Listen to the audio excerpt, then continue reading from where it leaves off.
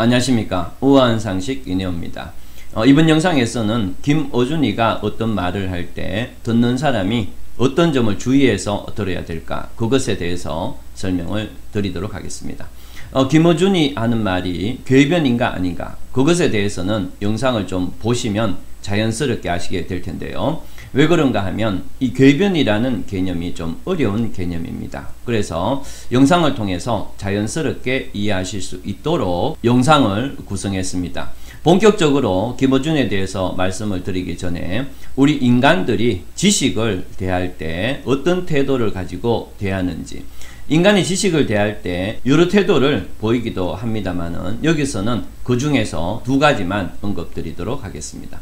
우리가 어떤 사건이 발생을 하고 그 사건의 원인은 상당히 복합적이고 다양하고 애매합니다. 이러한 어떤 상황 속에서 인간은 어떤 것을 진리로 받아들일까요? 먼저 그림을 보시죠. 그림 하나는 조금 어긋나고 애매한 그러한 그림입니다. 또 다른 그림은 잘 정돈되어 있는 그림이죠. 아마 여러분들은 이런 영상을 어디선가 보셨을 수도 있는데요.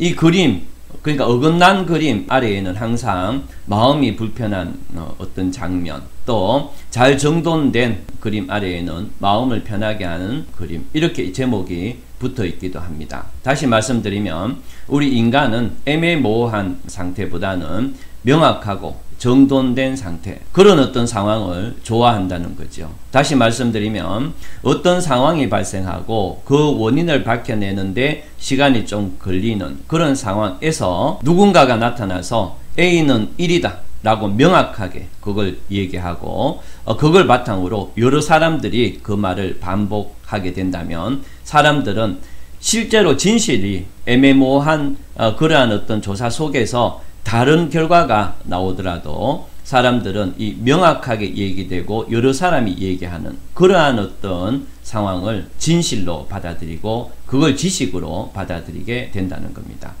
이렇게 이걸 지식으로 받아들인 사람은 실제로 지식이 어떤지는 그 다음부터는 별로 생각을 하지 않게 됩니다.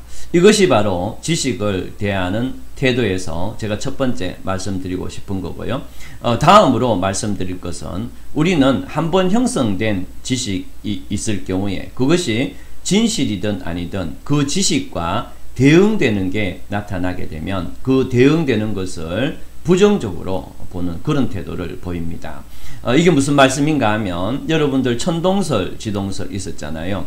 천동설이 수천 년간 이렇게 이어오면서 잘못된 지식인 천동설을 진실로 우리가 이해하고 있었습니다.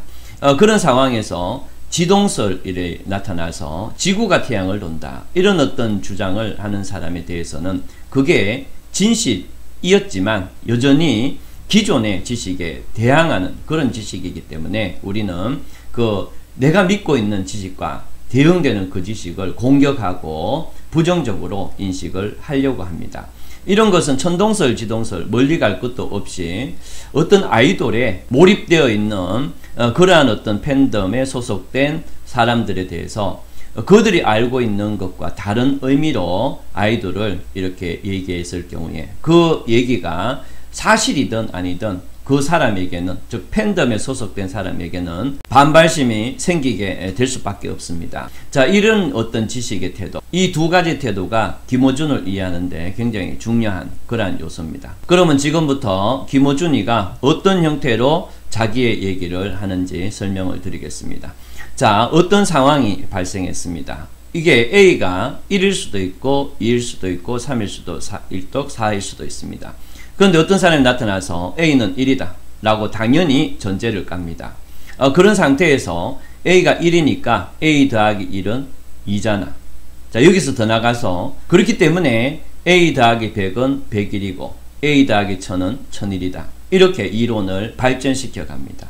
그러니까 A가 1이냐 아니냐에 대해서 모호한 상태에서 A는 1이다 라고 명확하게 어떤 사람이 얘기를 하고 그런 다음에 그 얘기를 받아서 여러 사람들이 그 얘기를 하고 다닌다. 그러면 일반 사람들은 대체로 A가 1이다, 1이구나 라고 믿게 됩니다. 그걸 바탕으로 이 사람은 이론을 전개해 가죠. A 더하기 1은 1이고 A 더하기 100은 100일이고 A 더하기 1000은 1001이다. 이렇게 이론을 계속 발전시켜 갑니다. 그런 어떤 발전 과정은 굉장히 사람들에게 명쾌하게 그 이론이 논리적으로 들리게 됩니다. 그래서 오히려 이런 의견을 들은 사람은 오히려 1001이기 때문에 당연히 A는 1이지 라고 역으로 A가 1이라는 것을 확신하게 됩니다. 그런데 이런 상태에서 드디어 A가 1이 아니고 2일 수도 있고 3일 수도 있다는 그러한 어떤 게 밝혀졌어요. 그게 실제로 진실이고. 그래서 어떤 사람이 그걸 들고 나와서 A는 1이 아니고 A는 2다 라고 얘기하게 되면 사람들은 기존에 가진 논리적 지식을 가지고 그 진실을 얘기하는 그 사람을 공격을 하게 됩니다. 그 진실을 얘기하는 그 사람이 마치 어떤 사람의 사주를 받았거나 우리를 속이려고 하거나 이런 식의 생각을 하게 돼서 결국에는 그 진실을 배척하는 형태로 태도를 취하게 되는 거죠. 자, 그러면 최근에 김어준이가 했던 말을 잠시 들어보시겠습니다. 예전에는 플러스 라인을 치고 한쪽으로만 통행하게 했어요. 그래서 돌아가게 만든, 말씀하셨다시피 1m당 10명 이상의 못 모이게. 그 왜 일방통행 설정을 이번에 안 했을까? 그게 참 의문이거든요. 이런 영상도 봤거든요. 그게 있었던 게. 그리고 제가 자, 여기 들어보시면 이태원의 어떤 그 길은 원래에는 일방통행이라는 형태를 갖췄다는 거예요. 일방통행이라는 형태를 계속 갖추고 있었다면 사건이 일어나지 않을 수도 있었고 피해자가 적을 수도 있었는데 그럼에도 불구하고 갑자기 정권이 바뀌면서 그게 없어졌기 때문에 사건이 일어났을 수도 있다라는 식으로 얘기를 하는 거죠. 이 사례는 사실은 쉽게 진실이 밝혀졌기 때문에 사람들이 이걸 바탕으로 전개된 이론의 부당함을 여러분들이 이미 알게 됐습니다. 그런데 만약에 쉽게 밝혀지지 않은 상황이었다면 계속 이런 잘못된 근거를 바탕으로 전개된 그 이론을 합리적인 걸로 받아들였을 겁니다. 그런데 이러한 잘못된 근거는 실수일 수도 있습니다. 실수도 있는데 제가 김어준이 하는 말을 계속 이렇게 보게 되면 의도적으로 혹은 이 사람의 버릇 형태로 계속 나타나고 있습니다. 다시 말씀드리면 일방통행이냐 아니냐는 구청에 전화를 한번 해보면 그걸로 끝인데 그거를 애써 모른 척 했다는 거죠. 이런 거 보면은 이 사람의 어떤 대화 전개 자체가 이 사람의 어떤 버릇 혹은 당연한 어떤 태도로 굳어져 있는 그런 느낌입니다.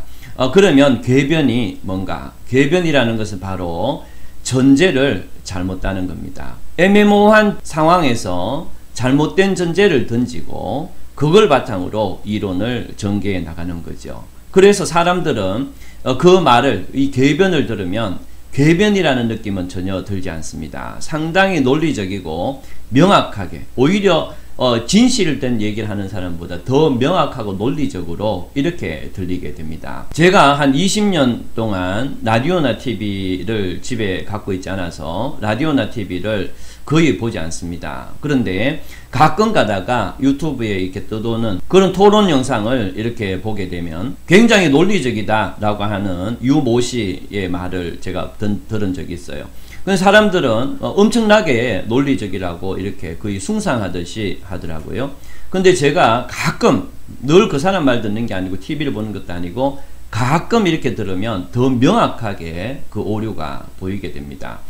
다시 말씀드리면 궤변이냐 아니냐를 구분하는 게 쉽지 않다는 거예요. 그러면 그걸 구분하는 가장 중요한 기준이 뭔가 하면 바로 그 이론의 가장 시작점, 전제를 정확하냐, 그 전제가 정확하냐, 그걸 여러분들이 꼭 확인하셔야 됩니다. 그래서 김어준 방이 어떤 말을 할 때 그 말에 전제가 되는 것이 사실이냐, 이 부분을 꼭 반드시 확인을 하셔야 돼요. 이러한 경향은 19세기 프랑스에서 굉장히 크게 나타났습니다. 19세기 프랑스에서는 지금처럼 김어준과 같은 사람의 전성시대였습니다. 그래서 이 전제를 애매모호한 상태에서 잘못된 전제를 확실히 깔고 그걸 바탕으로 이론을 엄청 전개하는 그러한 어떤 전성시대가 19세기 프랑스였고, 그렇기 때문에 현실을 바탕으로 하지 않는 이론이 많이 등장하고, 그 결과 프랑스가 1차 대전, 2차 대전 때 독일에게 순식간에 져버리는 그런 결과를 갖고 왔죠. 그런데 이런 상황에서 이걸 걱정하는 프랑스 사람이 나타났죠. 그게 바로 꽁트의 실정주의입니다.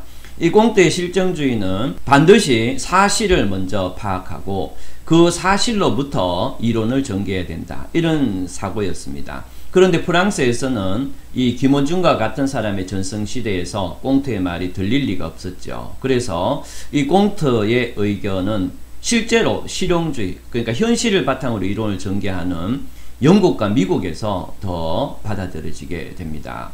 영국과 미국은 철저히 현실을 바탕으로, 그걸 바탕으로 이론을 전개하기 때문에 영국과 미국이 강해질 수가 있었던 거죠. 여러분들이 앞으로 김어준의 말이 이상하거나 김어준의 말을 반박하고 싶을 때는 그 사람이 첫 번째 했던 말, 전제를 반드시 확인을 하시고 그걸 바탕으로 그 사람 의견이 옳다, 그렇지 않다, 이렇게 판단하시면 될 것 같습니다. 그러면 오늘 김어준이가 어떤 말을 할 때 듣는 사람이 어떤 점을 주의해야 될까, 그거에 대해서 설명을 드렸습니다. 다음에는 더 좋은 상식으로 찾아뵙도록 하겠습니다. 감사합니다.